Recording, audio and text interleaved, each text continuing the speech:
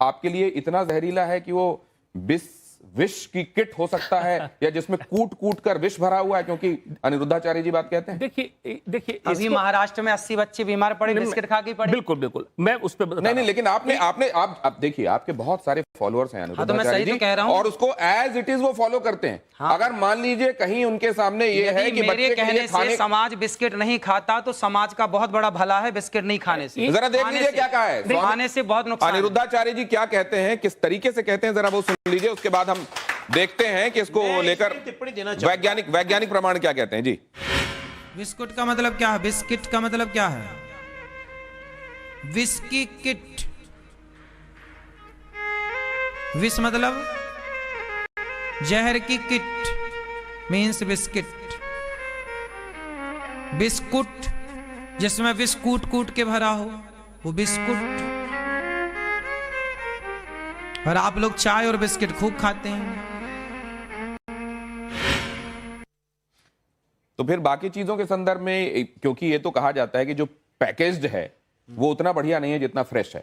आप जब कोई चीज ताजी खाते हैं उतनी बढ़िया नहीं है जिसको आप को भीतर से खूब समझ रहे हैं कि बिस्किट में मैदा चीनी के सिवा कुछ नहीं है, लेकिन आपको इसमें नहीं, क्या ये विष की तुलना हो सकती है? जहर से तौल सकते हैं आप इसको? भाई बेटा, ये बच्चे को माँ क्या बोलती है? लड्डू खा लेनी हवा आ जाएगा। तो हवा क्या है? कोई याद थोड़ी जाता है। दीवारों के कान होते हैं, तो आपकी दीवारों के कान हैं? तो ये आपने मुहावरा इस्तेमाल किया है। आपने तो मुहावरा इस्तेमाल किया ना, क्योंकि विश हिंदी का वर्ड है एंड बिस इज इंग्लिश।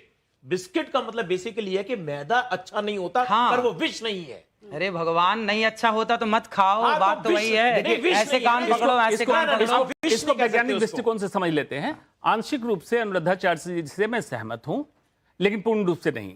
पूर्ण रूप इसको कहते हैं चीप पॉपुलस थियोरी। कुछ ऐसी कंट्रोवर्सी करो, विष कूट इस टाइप का कुछ करो जिससे आप पॉपुलर हो जाओ। नहीं, पॉपुलर के अलावा आप एक चीज देखिए, बता रहा हूं, आप जब बिस्किट कहते हैं या कुछ लोग उसको बिस्कुट कहते हैं अलग अलग जगहों पर, जब आप वो कहेंगे तो आपको ये सीख दिमाग में आएगी कि ये विष इसके साथ जोड़ा था बिल्कुल अनिरुद्धाचार्य जी ने, और आप उसको खाने से शायद बचेंगे।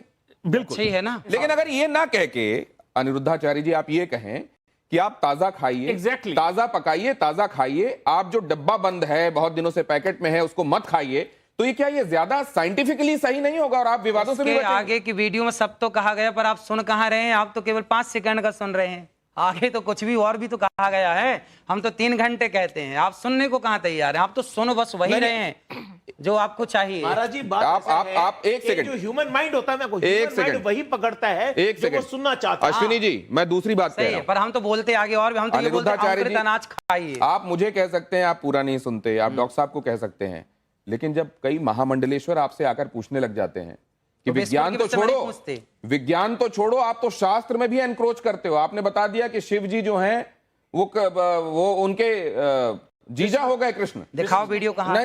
आपने फिर माफी किस चीज की मांगी? भाई कई बार गलती ना होने पे भी माफी मांग लेना समझदारी होती है, ये तो समझो। यदि आपके पास प्रूफ है तो दिखा दीजिए आप।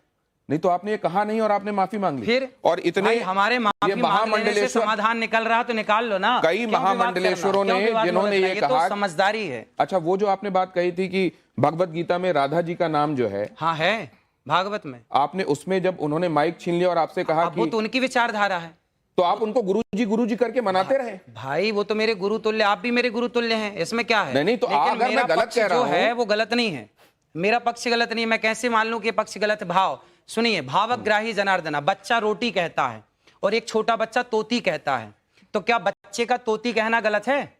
भाई ये तो समझदार के लिए सारा है ना कि भाई रोटी मांग रहा है तो आप समझदार हैं। लिखा शास्त्रों, भावग्राही जनार्दना, भगवान भाव के भूखे हैं ना कि वस्तु के भूखे। शब्दावली, व्याकरण, शब्दावली ये आपके और हमारे बीच में हो सकता है, पर भगवान के बीच में भाव है ना, इसीलिए वहां पर राधा शब्द है। आप पढ़ेंगे तो राधा ही आएगा। अब आपने उसमें एक बात और कह दी कि द्रौपदी हो या सीता हो, वो सौंदर्य उनका इतना ज्यादा था, सुंदर इतनी ज्यादा। ने कहा। नहीं, एक सेकंड, ये कहा क्या गया? अगर वो वीडियो हमारे पास है तो प्लीज दिखाइए, जिसमें ये बात कही गई कि सीता जी और द्रौपदी, इनके साथ जो समस्या हुई, एक को रावण जो है उनको हरण करके ले गया, दूसरा आपने देखा कि क्या किया दुशासन ने उनके साथ। ये इसलिए हुआ क्योंकि वो बहुत रूपसी थी। ये मैंने तो नहीं क्या बोला। ये शास्त्र ने अगर कहा है और आपने शास्त्र को कोट किया है, देखिए हर एक चीज को कोट करके जब आप कहते हैं ना, चाणक्य आपके जरिए आने की बात और महत्व हो जाता है। मैं तो मान रहा हूं ना, उसमें मैंने गलती क्या की? उसमें तो ये है, चाणक्य ने जो बात कही वो हूबहू आपने कह दी। भाई मैं तो सुनिए, मैं तो देखिए पढ़ता हूं, मुंशी प्रेमचंद्र को भी पढ़ता हूं, मैं तो भगवत गीता भी पढ़ता हूं, रामचरितमानस भी पढ़ता हूं, रामायण भी पढ़ता हूं, और मैं न्यूज भी देखता हूं। हाँ। तो कई बार मैं न्यूज में कही गई बातें बोलता हूं कि भाई उन्होंने ऐसा कहा तो ये होगा, इसलिए तो ऐसा कहा गया है। तो चाणक्य कहते हैं अति रूपेण वही सीता अति गर्वेण रावण, रावण का नाश हुआ अति के कारण। और आखिरी में एक सूक्ति है, अति सर्वत्र वर्जयेत। आप कितने लोगों ने ये बात सुनी है, अति सर्वत्र? मैं मानता हूं इस बात को, अति सर्वत्र वर्जयेत। तो ये चाणक्य की वाक्य है। तो सर एक बात सुनिए, जब चाणक्य की एक लाइन आप मान रहे हैं तो ऊपर की लाइन क्यों नहीं मान रहे हैं? नहीं, ऊपर ही तो ये कहा है कि अति रूपेण वही सीता। एक सेकंड, अति सर्वत्र वर्जयेत। हाँ, इसके ऊपर का क्या है? अति की भली न वृष्टि, अति का भला न सूखना, वो नहीं, वो सुना। लेकिन आप ये बताइए कि अगर कोई रूपवान है तो इसमें उसका दोष है क्या? अरे भगवान, मैंने कब बोला कि दोष है? मैंने तो चाणक्य की बात रखी कि चाणक्य कह रहे हैं कि अति रूपेण वही नहीं, तो सीता। ठीक है, चाणक्य ये कहते हैं कि अति का कुछ भी अच्छा नहीं होता, अति का सुंदर होना भी अच्छा नहीं होता। सीता जी और द्रौपदी जी बहुत खूबसूरत थी, इसीलिए ये समस्या हो गई। एक बार जरा ये सुनिए क्या कहा अनिरुद्धाचार्य जी ने और मानवी तनेजा, उसके बाद आपका सवाल। बताओ स्त्रियों को श्रृंगार क्यों दिया गया? ताकि स्त्रियां उस श्रृंगार से सुंदर दिखें और उस सुंदरता से वो केवल अपने पति को रिझाएं, सिर्फ अपने पति को रिझाएं। मोहिनी है ना, पति को इतना मोहित करो अपने पति को कि आपका पति पर स्त्रीगामी ना बनने पावे। मतलब कि अगर कोई पर स्त्रीगामी हो रहा है तो उसमें भी बेचारी पत्नी का दोष ना। पत्नी इतना श्रृंगार करे, देखिए हमने कहा श्रृंगार करो पति के लिए, इतना प्यार करो पति से, इतना पति को अपने वश में रखो कि वो पराई स्त्री का गमन ना करे।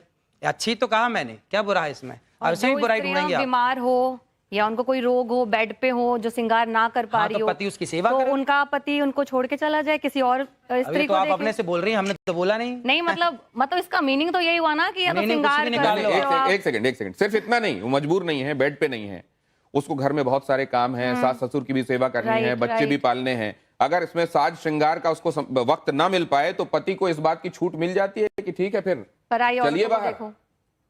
पर नारी पैनी छुरी तीन तरफ से खाए, धन हरे यौवन हरे और घोर नरक ले जाए। पराई नारी से बच के रहना चाहिए कुल मिला के। मानवी जी से अभी तक बात ही नहीं हो पाई है। सौंदर्य पर कम से कम टिप्पणी का उनको हक जाता है, वो मॉडल भी रही हैं। मतलब किसी के साथ अगर कोई बहुत रूपसी है और उसके साथ कुछ अनहोनी हो जाए तो दूसरे वाले को ये कहीं से उद्धृत करने का भी एक मौका मिल सकता है कि देखिए वहां पर अमुक जगह ये कहा गया है कि उनके लिए भी सौंदर्य समस्या बन गया था, तो आपके लिए हो सकता है बन गया।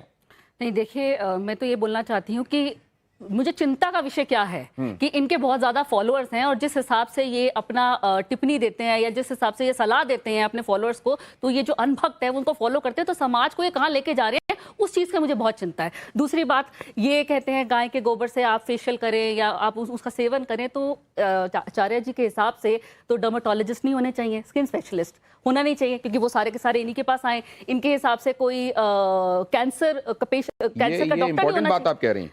ये क्यों कह रही है बताता हूं मैं। क्योंकि आपने सिर्फ ये नहीं कहा कि गाय के गोबर का इस्तेमाल करोगे, तो आपने ये कहा कि मैं गारंटी देता हूं, मैं गारंटी देता हूं कि त्वचा के समस्त रोग नष्ट हो जाएंगे। और उनका कोई प्रूफ नहीं है, तो इसका मतलब सारे डॉक्टर्स को छोड़ के सारी की सारी महिलाओं को आपके पास आना चाहिए। कहीं ना कहीं आपकी बात में सच्चाई नहीं है, इसीलिए कोई महिला आपके पास नहीं आई है। देखो, और जवाब लीजिए ना।